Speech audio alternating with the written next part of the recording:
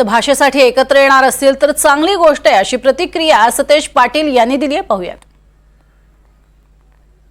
मराठी भाषेसाठी, महाराष्ट्राच्या स्वाभिमानासाठी एकत्रितपणे लढा देणं आणि महायुतीचं जे षडयंत्र आहे ते हाणून पाडण्यासाठी मराठी माणूस एकत्र येत असेल तर ते संयुक्तिक योग्य आहे, त्यात काही गैर आहे असं मला वाटत नाही. आणि मला वाटतं वरच्या पातळीवर जर कदाचित या सगळ्या गोष्टी जर झाल्या तर कदाचित या सगळ्याला एक वेगळं स्वरूप महाराष्ट्राच्या स्वाभिमानासाठी येऊ शकतं.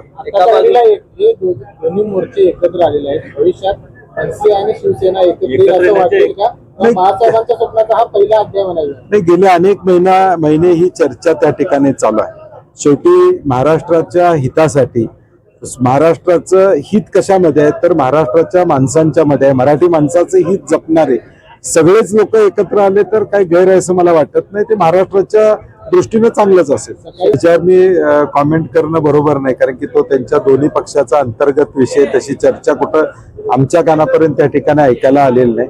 परंतु ठाकरे बंधूंच्या बाबतीत मात्र संजय राऊत साहेबांनी स्पष्टपणे भूमिका जाहीर केलेली आहे की चर्चा चालू आहे, एकत्र येण्याची शक्यता नाकारतायत. असं दोन्ही बाजूनं झाल्यामुळं हे कुठंतरी सुरुवात या मोर्चाच्या निमित्तानं होते असं महाराष्ट्राला वाटतंय.